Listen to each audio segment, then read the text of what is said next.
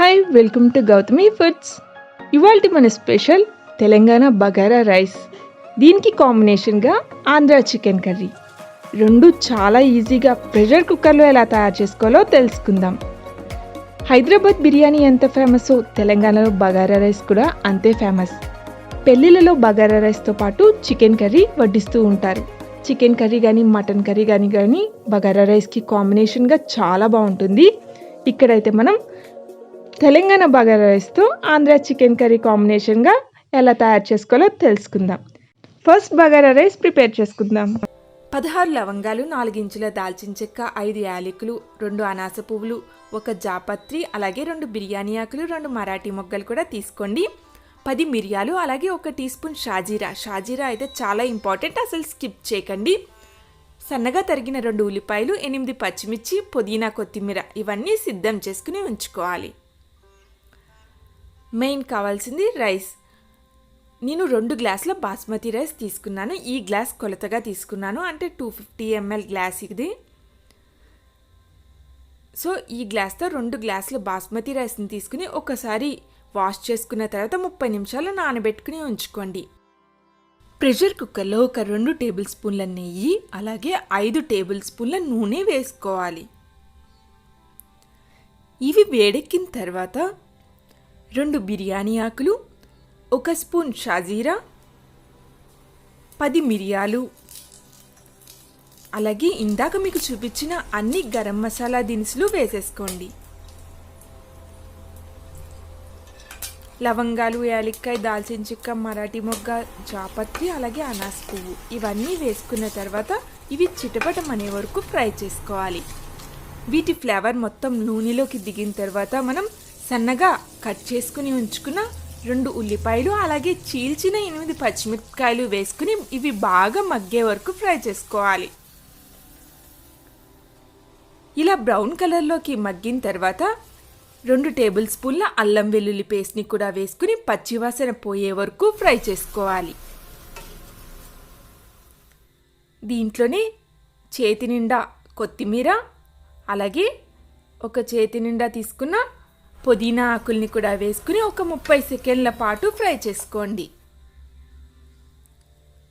తరువాత మనం నానబెట్టి ఉంచుకున్న బాస్మతి రైస్ని కూడా వేసుకుని ఫ్రై చేసుకోవాలి. ఒక అర నిమిషం పాటు ఫ్రై చేసుకుంటే మనకి అన్నం కూడా పొడి పొడిగా ఉంటుంది. 1 గ్లాస్ బాస్మతి రైస్కి గ్లాసున్నర వాటర్ వేయాలి. అంటే మనం 2 గ్లాసుల రైస్ వేసాం కాబట్టి 3 గ్లాసుల వాటర్ వేసుకోవాలి. ఇందులో మీరు ఉప్పు చూసుకుని వేసుకోండి. నేనైతే 1.5 స్పూన్ వేస్తున్నాను. సాల్ట్ మనం అడ్జస్ట్ చేసుకుని వేసుకోవచ్చు. కుక్కర్ మూత పెట్టుకుని విజిల్ పెట్టుకుని ఒక 3 విజిల్స్ వచ్చే వరకు వెయిట్ చేయాలి. ఇప్పుడు చికెన్ కర్రీ ఎలా తయారు చేసుకోవాలో తెలుసుకుందాం. ఇప్పుడు మిక్సీ జార్లో 2 టేబుల్ స్పూన్ల కొబ్బరి ముక్కలు, అలాగే 1 టేబుల్ స్పూన్ నానబెట్టి ఉంచుకున్న జీడిపప్పుల్ని వేసుకోవాలి. జీడిపప్పుని వాటర్తో సహా వేసుకుని ఈ మిశ్రమాన్ని పేస్ట్లా గ్రైండ్ చేసుకోవాలి. ఈ విధంగా పేస్ట్లా గ్రైండ్ చేసుకుని పెట్టుకున్న తర్వాత ప్రెషర్ కుక్కర్లో 5 నుంచి 6 టేబుల్ స్పూన్ల నూనె వేసుకోండి. నూనె వేడెక్కిన తర్వాత చీల్చిన పచ్చిమిరపకాయలు ఒక 2, అలాగే కొద్దిగా కరివేపాకు వేసుకోవాలి. 3 పెద్ద సైజ్ ఉల్లిపాయల్ని ముక్కలుగా చేసుకుని వేసుకుని ఉల్లిపాయలు బాగా మగ్గేలా ఫ్రై చేసుకోవాలి. ఉల్లిపాయలు మగ్గిన తర్వాత అల్లం వెల్లుల్లి పేస్ట్ వేసుకోవాలి. 2 స్పూన్ల అల్లం వెల్లుల్లి పేస్ట్ కూడా వేసుకుని ఇది కూడా పచ్చివాసన లేకుండా ఫ్రై చేసుకోవాలి. ఈ చికెన్ కర్రీ అయితే చాలా బాగుంటుంది, అన్నిట్లోకి మంచి కాంబినేషన్ కూడా. అల్లం వెల్లుల్లి పేస్ట్ వేగిన తర్వాత ఇందులో పసుపు, అలాగే తగినంత ఉప్పు వేసుకోండి. ఉప్పు మనం కావాలంటే చూసుకుని వేసుకోవచ్చు. అలాగే 1 పెద్ద టమాటాని కూడా ముక్కలు చేసుకుని వేసుకొని టమాటా మగ్గేలా ఫ్రై చేసుకోవాలి. ముందుగానే మనం 1 కేజీ చికెన్ని శుభ్రం చేసుకుని ఉంచుకోవాలి. టొమాటో ఈ విధంగా మెత్తగా మగ్గిన తర్వాత మనం శుభ్రం చేసి ఉంచుకున్న చికెన్ని కూడా ప్రెషర్ కుక్కర్లో వేసుకోవాలి.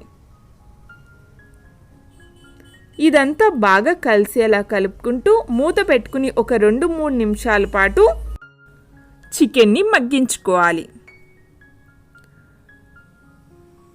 ఇలా మీరు హై ఫ్లేమ్లోనే ఒక 2-3 నిమిషాలు చికెన్ని మగ్గించుకోండి. ఈ విధంగా మగ్గిన తర్వాత ఇప్పుడు ఇందులో 3 టేబుల్ స్పూన్ల పెరుగు వేయండి. 3 స్పూన్ల కారం వేసుకోండి. కారం మీరు ఇంక్రీజ్ చేయాలనుకుంటే చేసుకోవచ్చు. అలాగే మనం చేసుకున్న జీడిపప్పు కొబ్బరి పేస్ట్ని కూడా వేసుకుని ఈ మసాలా చికెన్కి బాగా పట్టేలా కలుపుకోవాలి.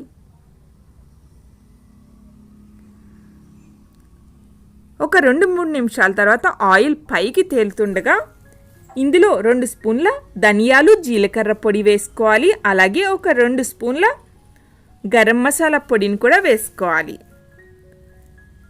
ఈ మసాలా ధనియాలు జీలకర్ర పొడి కూడా బాగా కలిసేలా కలుపుకొని ఇందులో తగినంత వాటర్ వేసుకోవాలి. ప్రెషర్ కుక్కర్లో ఉడికించుకోవడానికి వాటర్ వేస్తాం కాబట్టి వేస్తున్నాం. అలాగే కొద్దిగా కొత్తిమీర కూడా ఇప్పుడే వేసేసుకోండి. కుక్కర్ని మూత పెట్టుకుని 3 నుంచి 4 విజిల్స్ వచ్చేలా ఉడికించుకోవాలి. చికెన్ కర్రీ ఉడికించుకోండి. అలాగే బగారా రైస్ మనం ఏమైందో చూద్దాం. 3 విజిల్స్ అయితే వచ్చేసాయి. బగారా రైస్ కూడా మనకి రెడీ అయిపోయినట్టే. చూడండి ఎంత పొడి పొడిగా పర్ఫెక్ట్గా మనం బగారా రైస్ తయారు చేసుకున్నామో. ఈజీగా అయిపోయింది కదా ప్రెషర్ కుక్కర్లో. దీనికి కాంబినేషన్గా చికెన్ కర్రీ, వెజ్ వాళ్ళైతే మిర్చి కసాలాని కూడా తినచ్చు. ఇప్పుడు చికెన్ కర్రీ అయితే 4 విజిల్స్ కూడా వచ్చేసాయి. ఆయిల్ కూడా పైకి తేలింది కదా. దీంట్లో ఇంకొంచెం కొత్తిమీర వేసారా అంటే మనకి ఆంధ్ర చికెన్ గ్రేవీ కూడా రెడీ అయిపోయినట్టే.